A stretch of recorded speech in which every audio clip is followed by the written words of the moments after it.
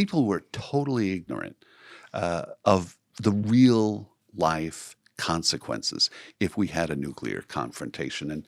And hopefully we never do have something like that. A couple things there. Number one, obviously there are bad people in the world. And there's some horrible leaders who do horrible things to people. And it's a very shitty reality that exists.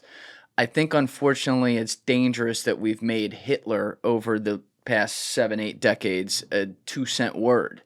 Everyone who's bad immediately is Hitler when, in fact, Hitler and Stalin were kind of on their own level, right? And I'm not saying like, well, this is less bad, so that's okay.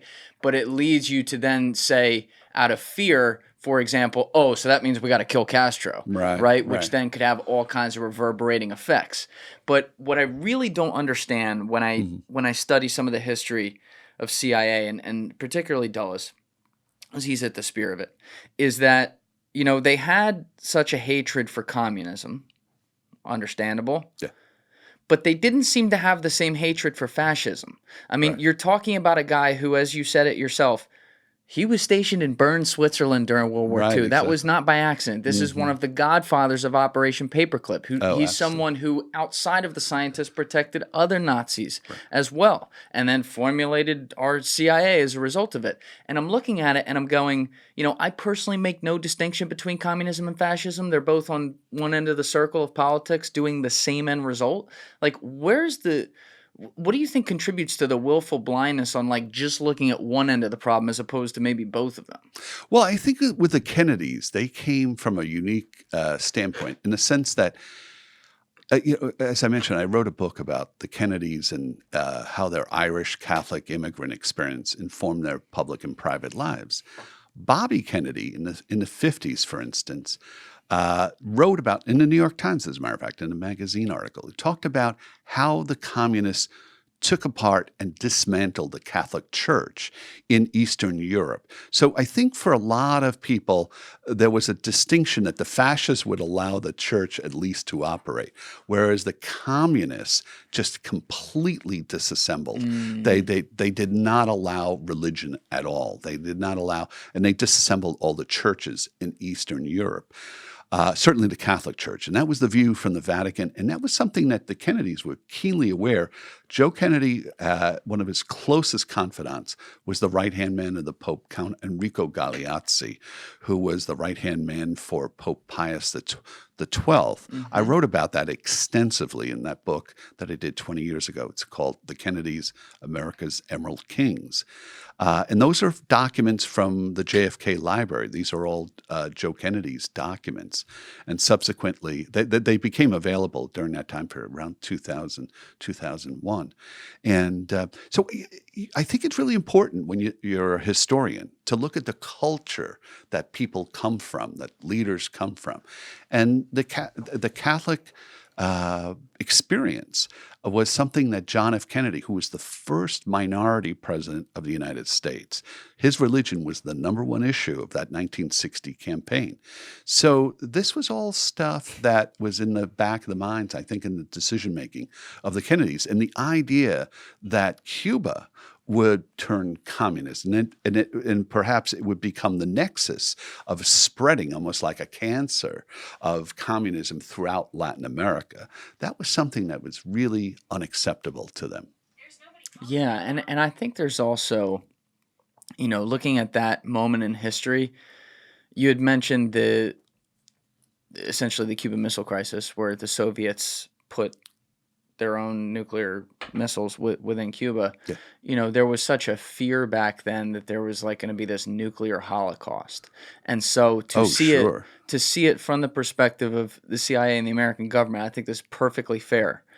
You got an island 90 miles away with these weapons who's, as you said, a puppet of the place that you're in this Cold War with. What started that's a different conversation, but one snap goes off, suddenly you have that whole, well, maybe we'll lose 60, but they'll lose 240. And it just gets, does the world end? It's insane.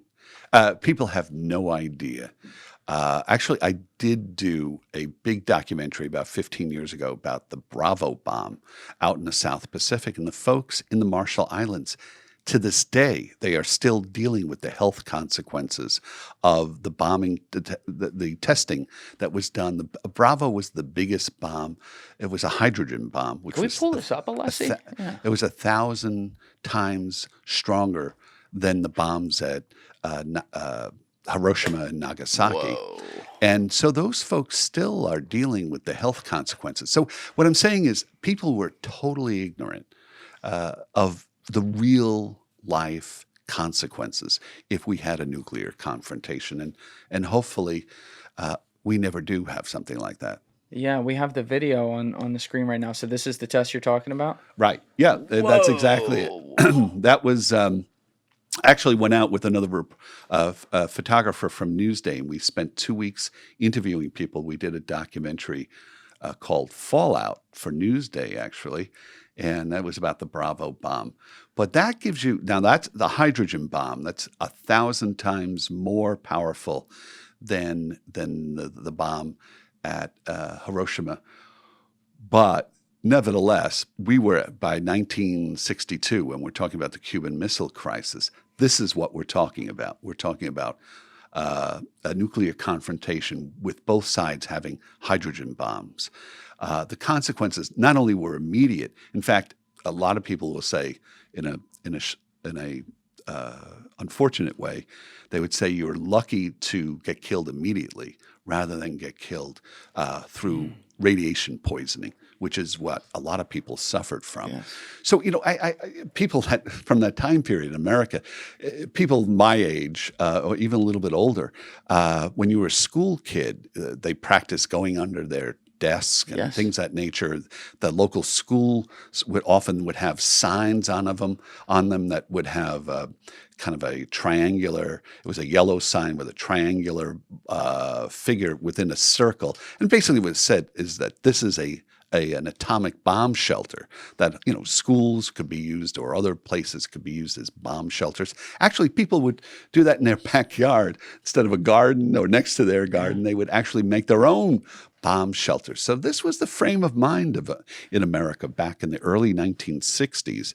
And so I think that has to be kept in context to why Castro was perceived with such great alarm by the United States government.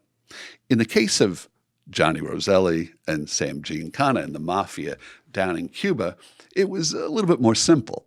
They had been thrown out and they had closed down. They were making millions of dollars down in Havana. They had Johnny and Sam particularly had a casino called the San Sushi. It was on the outskirts of Havana. And that was lots of money, and there was nobody keeping an eye on them. You could do whatever you want. There wasn't really much, if any, taxes that were being paid. The guy who was in charge of tourism for the Cuban government was Maier. He'd been put in by the top mobster in Florida. He was running the whole Bureau of Tourism for this Batista-led government in Cuba. So it led to a great deal of resentment. It led to the revolution that Fidel Castro led. Thank you for watching the video, guys. If you haven't already subscribed, please smash that subscribe button and check out this clip's full podcast episode by clicking here or in the description below.